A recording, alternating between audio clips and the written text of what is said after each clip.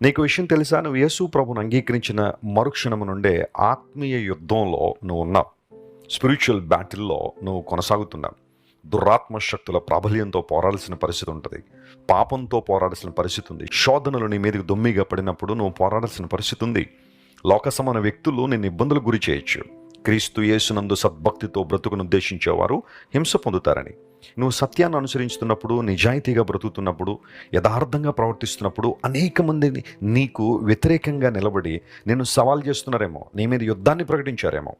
అప్పటిదాకా బాగున్న వాళ్ళే, అప్పటిదాకా అన్నీ మంచిగా ఉన్నవాళ్లే అకస్మాత్తుగా నీకు ఎదురు తిరిగి నిన్ను సమాజంలో ఇబ్బంది పెట్టాలని, చెడ్డ వ్యక్తిగా చిత్రీకరించాలని చాలా ప్రయత్నాలు జరుగుతున్నాయేమో.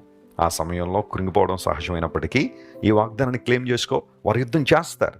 యుద్ధ పరిస్థితులు ఉంటాయి, పోరాటాలు ఉంటాయి, కొన్నిసార్లు కలహప్రియులు మన చుట్టూనే ఉంటారు.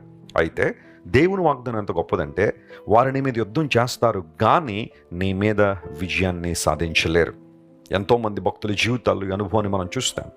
గొల్లియాతు సవాలు చేసినప్పుడు దావీదు దేవుని కోసం నిలబడ్డాడు.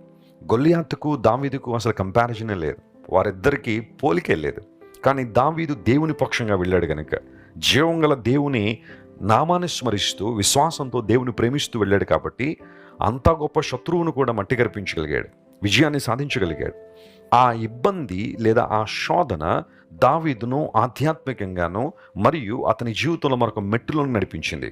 దేవుని బిడ్డ విను, ఈ రోజు నువ్వు ఏ పోరాటం అయితే చేస్తున్నావో, ఏ యుద్ధాన్ని అయితే చేస్తున్నావో, అది నిన్ను పడగొట్టడానికి కాదు, లేదా నిన్ను నాశనం చేయడానికి రాలేదు. నిన్ను ఆధ్యాత్మిక జీవితంలో మరొక మెట్టులోనికి నడిపించడానికి, నీవు నీ జీవిత యాత్రలో మరొక ఉన్నత స్థానాన్ని చేరుకోవడానికి ఆ సమస్య ఒక మారు రూపంలో వచ్చిన దీవెనగా నువ్వు భావించగలిగితే ఆశ్చర్యకారాలు చూస్తూ అద్భుతాలు జరుగుతాయి. దేవుడు అదే వాగ్దానం చేశాడు. వారు యుద్ధం చేస్తారు నీ మీద, కానీ విజయం మాత్రం నీదే.